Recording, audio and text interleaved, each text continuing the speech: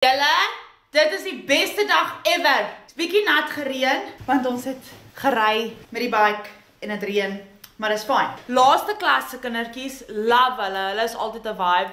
Die laaste 5 tot 10 minute sal ons altyd net bietjie sit en chat en gesels en so aan. En toe vandag weer sê die teacher, I want to listen to music. Ons speel music en die kinders sit daar en hulle jive en ag, dis lekker. It makes me happy when they are happy. Walk out of the school en dis nou al weke wat ek lus is om hierdie hoenderboutjies te eet. Okay, it's been a thing, an ongoing thing. Ek loop uit en die tannie wat hierdie hoenderboutjies verkoop staan reg voor die skool se hek.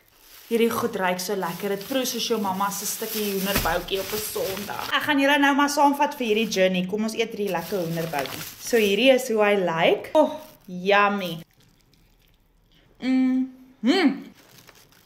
Nou hierdie hoenderboutjie met 'n lekker yskoue Coca-Cola.